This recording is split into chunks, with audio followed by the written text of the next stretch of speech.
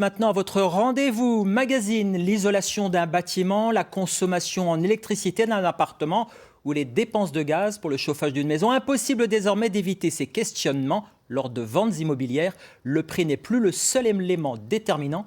S'ajoute désormais l'argument énergétique. Voyez ce maxi signé Nathalie Rossignol et Fabrice Leroy.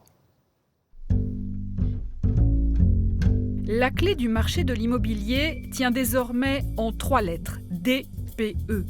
Instauré en 2006, le diagnostic de performance énergétique est depuis 2021 obligatoire en cas de vente comme de location.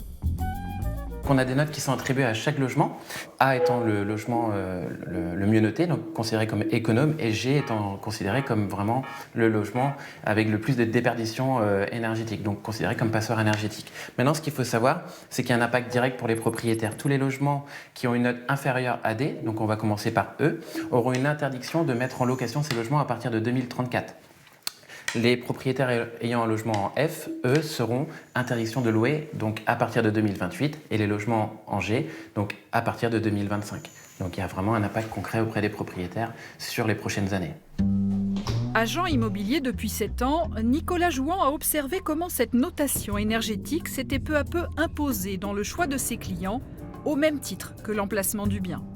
Ça a été un critère en effet plutôt secondaire pendant de nombreuses années. Je dirais même à titre indicatif, les acquéreurs le demandaient pour le principe.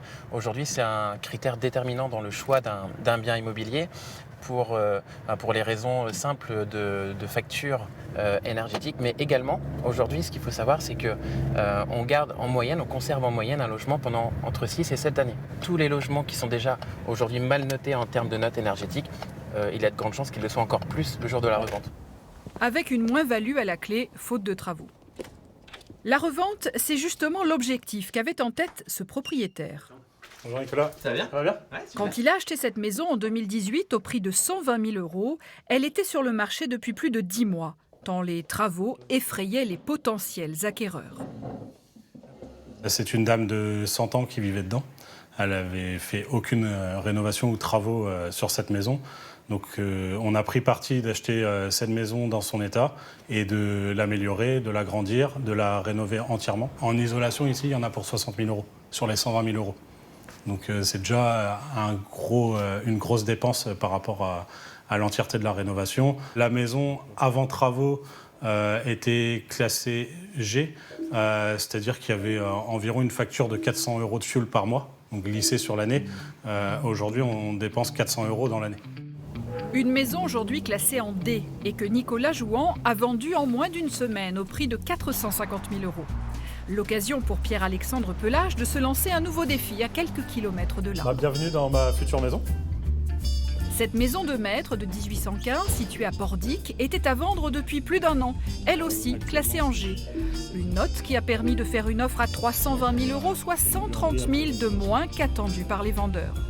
Sur cette maison, on va donc tout réisoler, enlever le carrelage, récupérer... En gros, piscine comprise, près de 200 000 € de travaux envisagés pour passer en C ou même en B. Le coût moyen, ce qu'il faut savoir pour une maison, quand on veut passer d'une classe énergétique mauvaise à une bonne classe énergétique, on est sur un budget moyen de 60 000 €. Là, on est sur une maison de 150 mètres carrés, donc on peut imaginer que là, on serait plutôt sur les 80-90 000 € de travaux en termes d'isolation. Donc c'est des budgets qu'il faut vraiment anticiper, prévoir, et tout le monde n'est pas prêt à se lancer dans ce type de projet-là.